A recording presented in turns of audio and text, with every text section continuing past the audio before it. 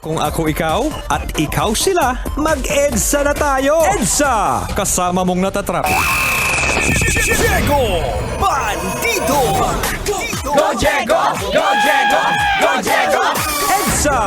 Itaas ang kamot sa mga angkol. Itaas ang kamot sa mga angkol. Bunalikol! Bunalikol! Bunalkol! Bunalkol!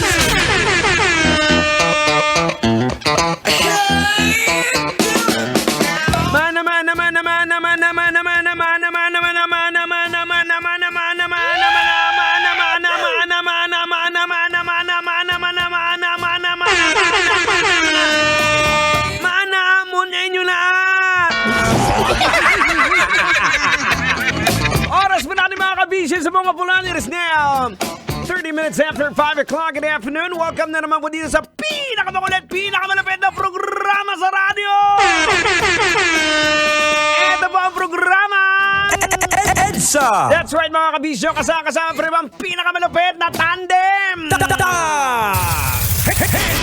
Siyempre kasama niyo abang lingkod Diego Bandido! hanggang alas 9 po tayo ng gabi. Ito po ang programang hindi pinapatulog ang mga inaantok. Saktong-sakto to sa'yo, Manong Driver. Ito ang programang parang chicharon.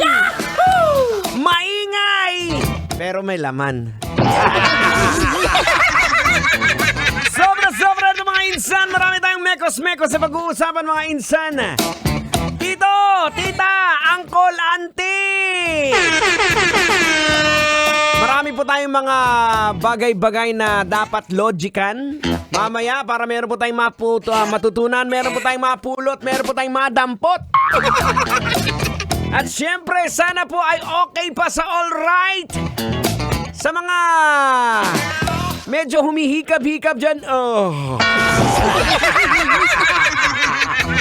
Sa mga nag-ano dyan, aray!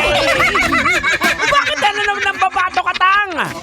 Ay, peste ka, parang hype na hype ka. Ay, gano'n naman talaga tayo eh. Hype as in hayop. Tang, kinakailangan nating gisingin ang mga manong driver natin kasi alam po natin, kaninang umaga ka pa manong driver nagising. Siyempre, at shoutout din pala siyempre sa lahat po ng mga nanonood sa atin sa Facebook Live. Sana okay lang kayo. It's a great, beautiful Friday. Kaya ako masayata ngayon dahil ngayon, December 1 na! Saya, clap your hands. Ang saya, clap your hands. Grabe, parang kailan lang December 1 na. Sunod-sunod na ang mangyayari magaganap ng mga Christmas party. I'm sure next week. Actually, next week ng Christmas party pala namin. Oy, bukas pala mga kabisyo, Pasay Day sa mga taga-Pasay. Kamusta kayong lahat? At syempre bukas makakasama tayo sa parade. Meron pong paradang magaganap sa Pasay dahil sa pagse-celebrate paggugunita po ng Pasay Day. Ayan, syempre, kita-kits po tayo sa gilid-gilid ha. Tang, makakasama ka rin ba, Tang? Ha? Aray! Bakit? Ay, peste ka, tatanungin mo pa ako? Siyempre, kailangan pa bang i-memorize yan? Basic na yan! Ay, kung sa bagay, kung saan ako, doon ka. Oy, eto mga kabisyo, eto gusto ko lang pag-usapan natin doon bilang pambungad po natin sa ating programa. Pampagising kong baga. Alam nyo ba na merong isang lalaki, do hindi naman dito sa Pilipinas sa ibang bansa to. Isang lalaki ang gumagastos ng almost, baka magulat ka, almost $2 million sa isang taon. Wow! Para lang ma-reverse ba ang kanyang biological age. Ibig sabihin, gusto niyang paatras ang kanyang pagbata. Bakit kaya may mga taong ganito? So imagine mo yung ginagastos niya sa sarili niya, yung pagkain niya, may mga machine siyang ginagamit for him para maging bata uli. Alam niyo, sa totoo lang mga kabisyo, yun kasi ang problema ng mga tao ngayon, ano? Masyado tayong natutok sa mga material na mga bagay-bagay.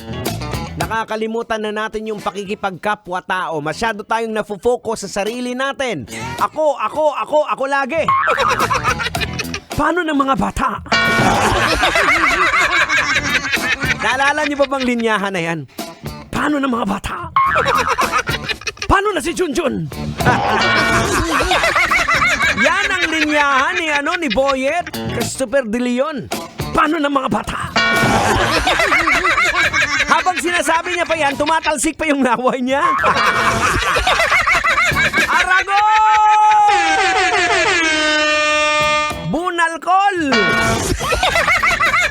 So dapat mga kabisyo, alam nyo, may pera man tayo o wala, hindi man tayo maganda, kagandahan ng buhay, importante pa rin po inuuna pa rin po natin yung iba kaysa sa ating mga sarili. O yan naman ang turo po sa atin ni Jesucristo. Alien!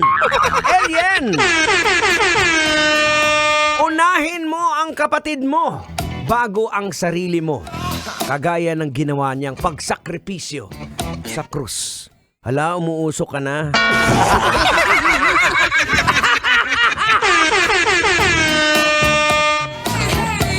Ay, grabe! Oras pa na ng mga kabisyo. Ganap ng 35 minutes after 5 o'clock. Marami pa po tayong pag-uusapan. Marami po tayong lologikan ngayon. Maya-maya, isa sa mga lologikan natin ay yung hiwalayang Katniel. Ang sakit! Ang pait!